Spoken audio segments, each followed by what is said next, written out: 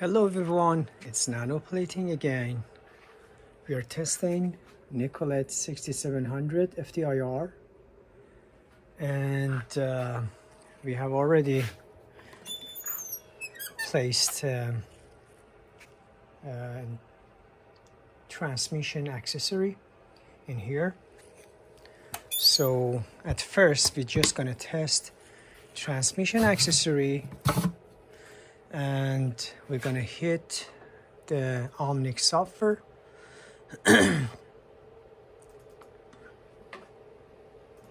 So first you're gonna go collect, experiment, go to the bench, and then click on the tune to see that the interferogram is working fine. So what I'm gonna do, I'm gonna show you that in diagnostic that everything, power supply, all green, helium neon laser is all green, perfectly fine. Source, perfectly fine.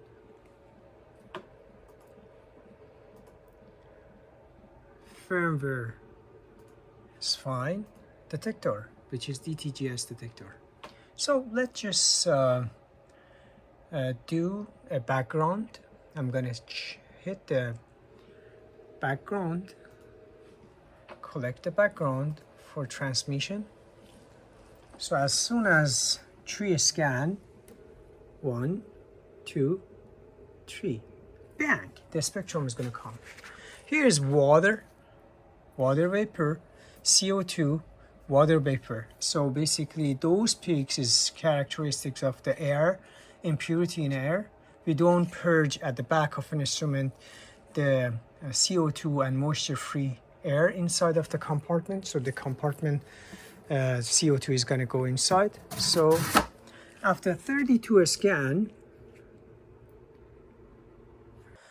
so now we don't need the background in the display. So we remove the background. Let's just give it a try with Thermo Nicolet standard polystyrene thin film. Just dated back to 2004, which is almost 20 years old. It is very old, but anyway, let's just give it a try to see how does it work. I mean, usually this kind of test should be done less than 2 years. I mean the date of it just should be less than 2 years. So anyway, we're just gonna place this one in a sample compartment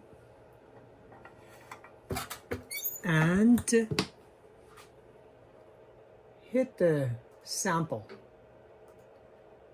Okay, so now what is gonna happen after 2-3 scan, bang, the spectrum is gonna come as we saw in the background. So beautiful baseline you can see in here, very nice baseline. So after 32 scan,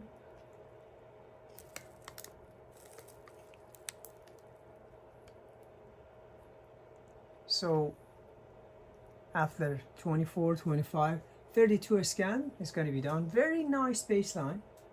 And here we're going to see that this is aromatic CH stretching bond. This is aliphatic CH stretching bond, which the position of those peaks is very important. This time we need this spectrum to be in a display. So let's just find the peak, go to analysis, find the peak, and replace. And then we're going to check that with NIST standard polystyrene standard traceability. So let's just give it a try. For instance, I'm going to look at the peak position. The average of 5 spectrum should be, this is the first, we didn't have done the average, but anyway. So for instance, there is a peak which is 2849.28. So here we have 2848.86, which is almost the same, which is almost 0.4 difference. So here again we have 1942.65, right? And then here we have 42.51. So 19.50, so almost 0.01, almost 0.01 the difference. So basically it shows, despite the fact that this is a very old standard, still this shows that is perfectly fine and should very good agreement with the standard be seen here. So let's just be done with the transmission test. Let's just give it a try with ATR accessory, diamond smart orbit attenuation total internal reflection accessory. So for this purpose, we're going to remove this thing, and we're going to remove the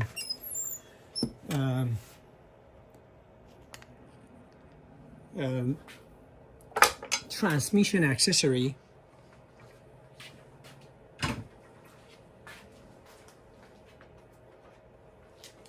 and replace simply the diamond ATR in there.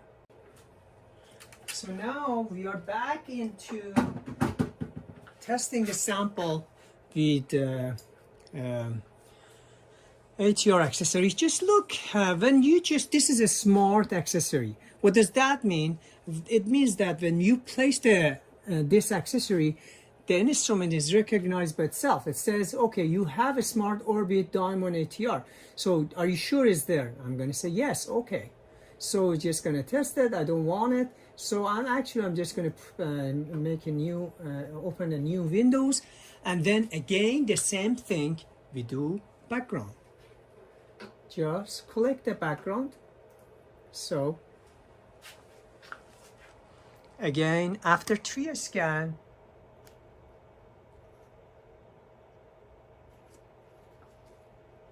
okay, after removing the lid for sampling compartment, we place the what do you call it, the ATR accessory, and so we need to secure the ATR accessory with this screw, which is done at the back. At the back in here is already done, and then we are ready just do the background. So we're gonna just hit the background.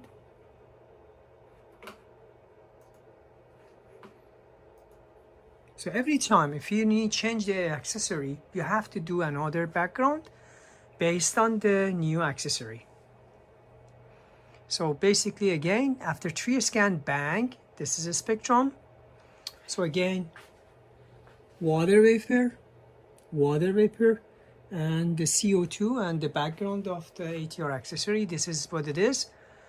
So after the background, what we're gonna do, we just do certain thin film on metal, thin film on polymer, and paint on the metal test in this experiment.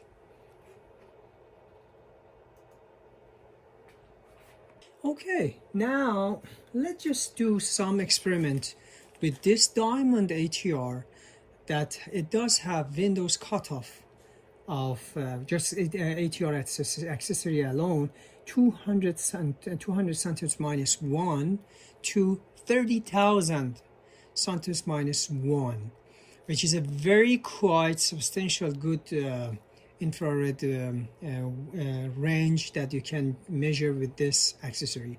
Of course, you know that this is a KBR as a beam splitter in here, that this beam splitter is not allowing you to just go beyond, beneath of 400 centimeters minus 1. So that's a limitation that not comes from here, but just come from the KBR beam splitter. Anyway, so let's just do some real example.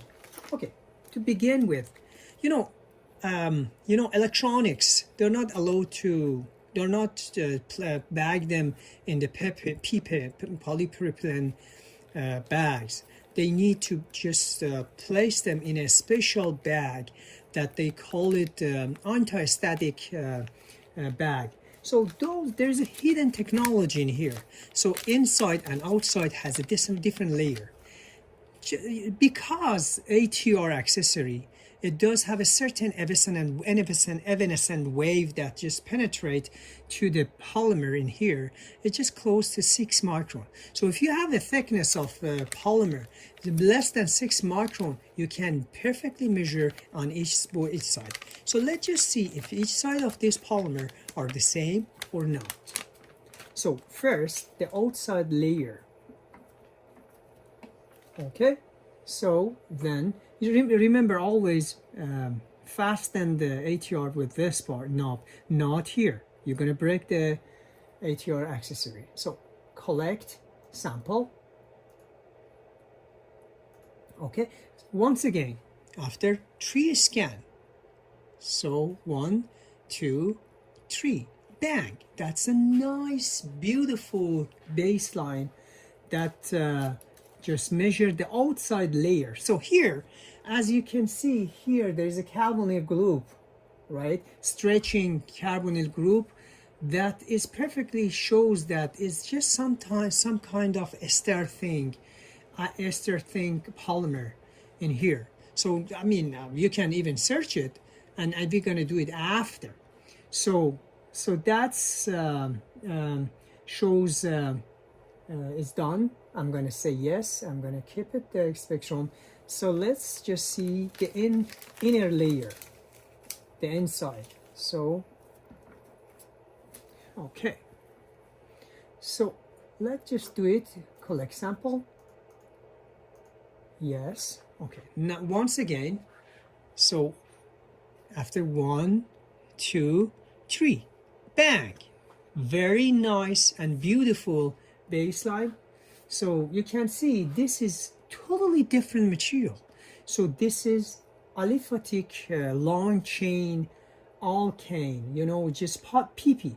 The other side is polypropylene, polypropylene or polyethylene. I'm not quite sure. So you can even search it. This is CH stretching, right? And here is long chain stretching as characteristic of the those kind of polymer, and this is bending. So that's very simple thing. So I'm going to say yes, and you see the red and blue is totally different. So I'm just going to cut the movie and just going to do the search, see which one is which. Okay, now we selected the red one, the outside layer, to see what it is. So I'm going to go to search, and bang, it's going to say poly 1 and 4 butylene terephthalate. So basically this is a different polymer. How about the green one, which is now I've selected this, search. It's going to say polyethylene low density. It's beautiful. Even it's going to tell you is this low density and high density. Okay, in the next experiment, I'm going to just do some metal, thin film metal. This is very, very interesting. I love it. This is the only instrument that they can do this. I'm not sure if it's just Perkin-Elmer can does that, but this is very beautiful. And this, you see, one side, I removed the oxide layer, or the natural oxide layer. And I mean, I know what it is now, but I mean, I'm assuming that I don't know what is this, the base metal. So I'm going to say, okay, measure, that's thin film, right? And so I'm going to say, I'm going to open new windows, new windows, and then I'm going to say collect sample. So again, let me just zoom in. 1, 2, 3, bang. Nice and beautiful baseline. You can see that I'm sure, because as a chemist, I understand that this is an organic material. So that peak is just close to 650, 600 something, which is characteristic of aluminum oxide. So, I mean, obviously there are some other peaks in here. So even a little organic thin film just buried as an impurity in a top and a layer. So not, but it's not much. So I'm going to say yes. So basically it shows that it is maybe is aluminum metal that it just has a layer of Al2O3 aluminum oxide in here.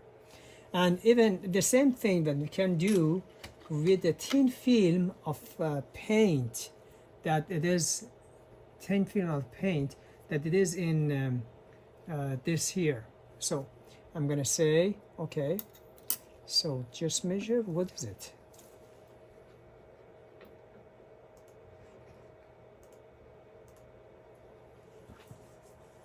So again, 1, 2, 3, bang. That's the spectrum. And as you see, very nice and very good signal to noise peaks that you can see here. So even you can interrupt this, I mean, but I'm just going to leave it for 32 scan. We use the mode of absorption. You can do it transmission. It's up to you. You can select this. So then you're going to say yes. So I'm going to say yes, search it. Search, and bang. This is polydiallyl phthalate. And even the average molecular weight is just close to 65. But the matching factor is in here is not much. So basically it shows that it's just mixed polymer. So anyway, so that's very nice. And let's just do another example, a real example. New Windows, Windows 4. And this is actually a soft polymer. And everybody knows this is PDMS, right? And you can do the same. And you can do collect sample.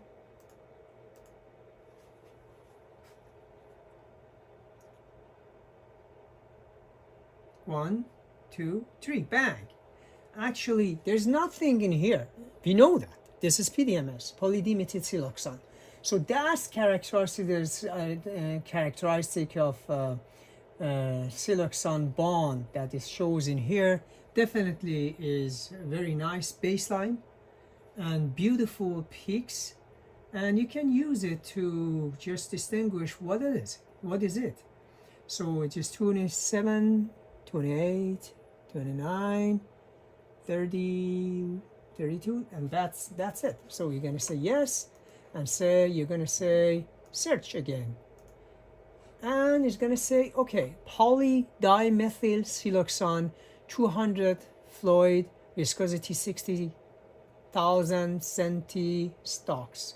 So anyway, let's just we're going to finish this part with a real example. We have two handle of this goggle. One of them, I just want to see what is the polymer consist of these two. So first, that one. So I'm going to say, let's just see this one first.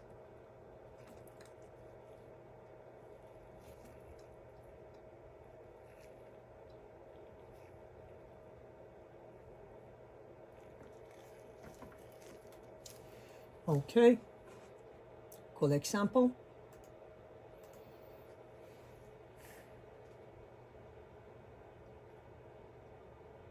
One, two, three, bang. Very nice pics. Okay, the next experiment is two goggles. I just wanted to see if those handle are the same or not.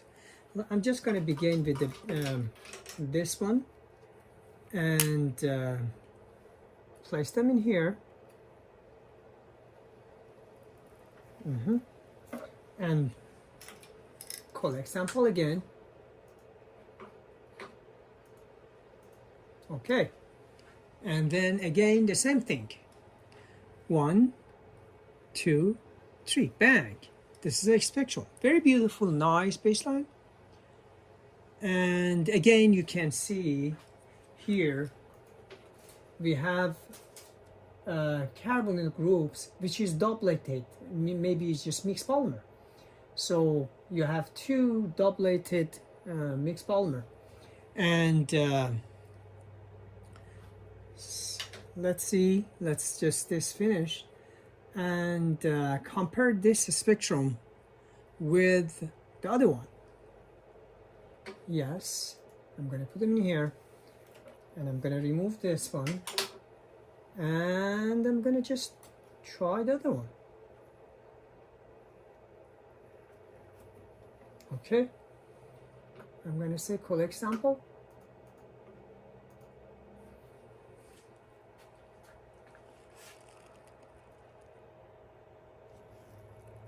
Okay, bang, again, beautiful, nice pics, right?